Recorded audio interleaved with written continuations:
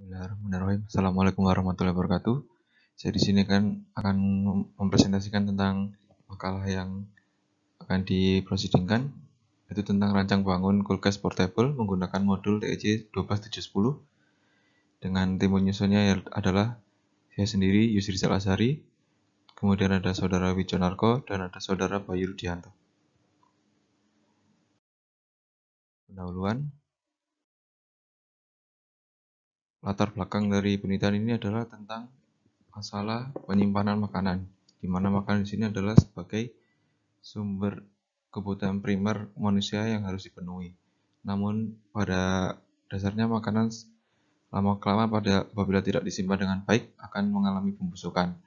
Maka dari itu diperlukan metode pendinginan untuk menjaga kualitas dari makanan. Saat ini penggunaan dari pendinginan menggunakan kulkas konvensional, di mana menggunakan zat klorofluorokarbon atau lebih mudah atau biasanya disebutkan sebagai freon. Namun dalam penerapannya apabila freon ini lepas dari sistem pendinginan akan merusak lingkungan dan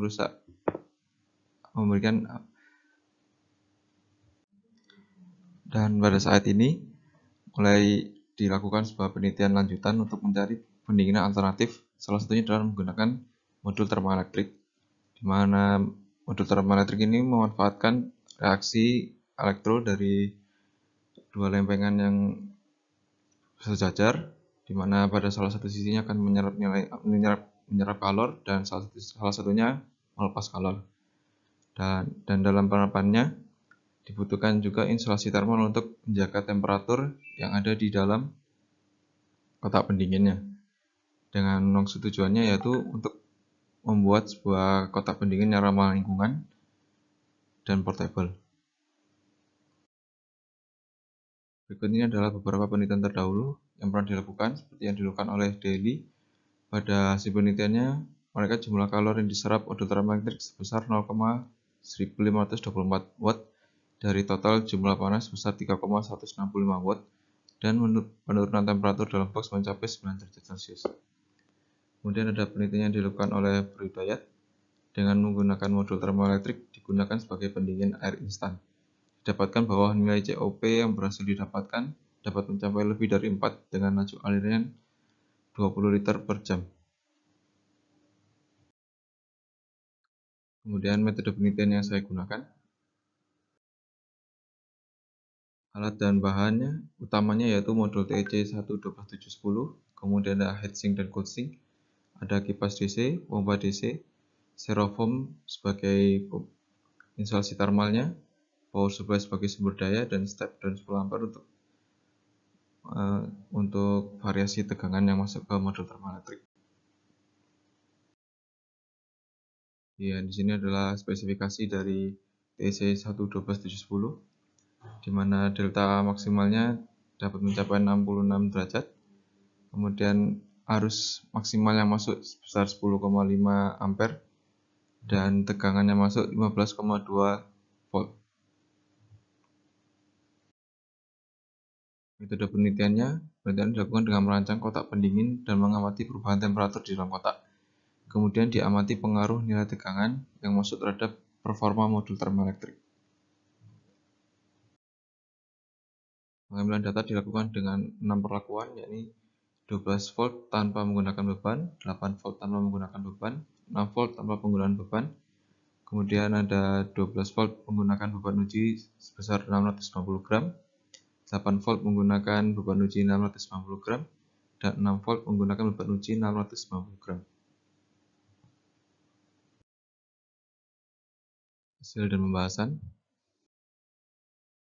Di sini dapat dibandingkan pada penggunaan tanpa beban dan penggunaan beban air mineral, di mana suhu pada menit awal dari ketiga perlakuan berada di antara 20-15 derajat Celcius dan terus mengalami penurunan hingga menit ke 30.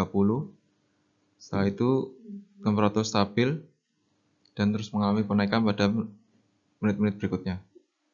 Kemudian pada beban menggunakan air mineral sebesar 330 ml per satu botolnya, didapatkan bahwa suhu terendahnya dapat berada di interval 25 sampai 15 derajat Celcius. Di mana pada perlakuan yang 6,08 volt performa pendinginan tidak terlalu baik dan mulai stabil ketikanya pada menit ke-30. Kemudian ini pada sisi panas termoelektrik dapat dilihat perbandingannya, yaitu pada tanpa beban berada di antara 25 sampai 30 dan kemudian pada menit-menit berikutnya cenderung stabil. Kemudian pada penggunaan dengan beban air mineral pada menit ke-1 temperatur naik sampai 30 derajat pada ketiga perlakuan dan pada menit-menit berikutnya cenderung stabil. Nah, di sini ada temperatur kompartemen di mana sensor suhunya diletakkan di beberapa sisi dan diletakkan pada dinding air sebagai insulan tambahan dan pada aliran udaranya. Bisa dilihat bahwa kinerja terbaik pada aliran udara pada 6 volt dan rata-rata pada ketiganya suhu yang dapat dicapai berada di antara 26 sampai 24 derajat Celcius.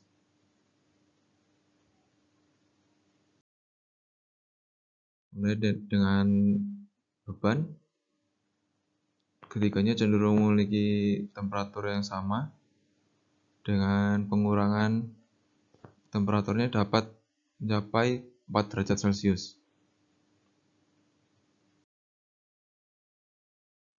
Kemudian ini pada temperatur beban di mana sensor diletakkan di dalam air botol mineral tersebut dan dari ketiganya didapatkan mengalami penurunan sebanyak 2 derajat Celcius dengan perlakuan pada temperatur lingkungan yang cenderung meningkat.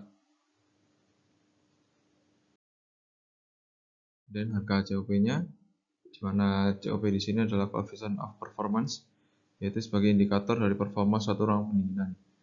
Harga COP tanpa beban dan menggunakan beban berada di angka kurang dari 1 dan pada variasi tegangan paling rendah didapatkan harga COP yang terus meningkat. Maka dapat disimpulkan bahwa kinerja penurunan temperatur terbaik berada pada tegangan kisaran 12 volt, namun harga COP tertinggi terjadi pada tegangan kisaran 6 volt dengan harga COP 1,19 tanpa beban uji dan 0,012 dengan beban uji. Berdasarkan pengujian didapatkan bahwa terhadap kinerja dari termoelektrik berbanding lurus dengan jumlah nilai tegangan dan arus listrik yang masuk pada modul.